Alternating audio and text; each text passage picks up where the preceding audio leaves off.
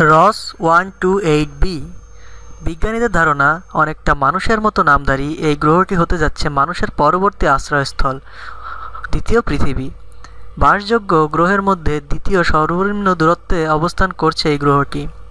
মানব বসতি গড়ার জন্য আদর্শ পরিবেশ নাকি খুঁজে পাওয়া গেছে রস 128bতে।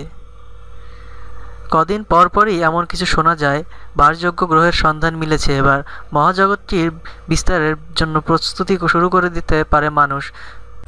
গ্রহটি আকারে পৃথিবীর প্রায় কাছাকাছি, এমনকি পৃষ্ঠ তাপমাত্রাও পৃথিবীর সমান হওয়ার সম্ভাবনা আছে, যার মানে এ গ্রহে প্রাণের বিকাশ ঘটাতেই পারে। প্রতি 9.9 দিনে এটি এর তারা রস 128কে একবার প্রদক্ষিণ করে। পৃথিবী যেমন 365 দিনে একবার সূর্যকে প্রদক্ষিণ করে, তবে রস 128b থেকে রস 128 এর দূরত্ব পৃথিবী ও সূর্যের দূরত্বের 20 ভাগের 1 ভাগ। তারার এতটাই কাছাকাছি হওয়ার পরেও গ্রহটি বাসোপযোগী, কারণ রস 128 একটি লাল বামন তারা। এরা সবচেয়ে ঠান্ডা এবং মৃদু তারা, ফলে অতি বেগুনি রশ্মি ও এক্স-রের তেজস্ক্রিয়তা অতটা ছড়ায় না।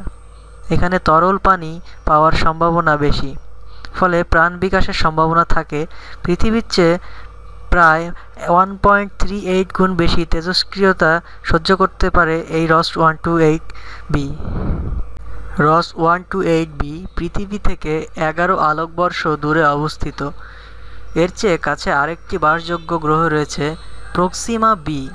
4.2 আলোকবর্ষ দূরের এই গ্রহের ক্ষেত্রে একটি সমস্যা রয়েছে।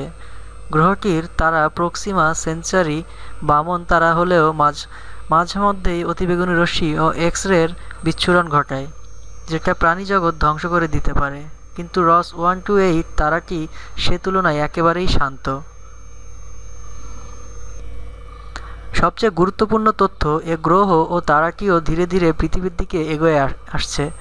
ফলে প্রক্সিমা বিকে ছাড়িয়ে এই নতুন গ্রহই আমাদের নিকটতম বাসযোগ্য প্রতিবেশী হবে একসময়। ঘটনাটি ঘটতে অবশ্যই এখনও 70 থেকে 79 হাজার বছর বাকি। শুনে অনেক দূর ভবিষ্যৎ মনে হতে পারে, কিন্তু 400 কোটি বছর টিকে থাকা এক গ্রহের জন্য এ আর এমন কি সময়।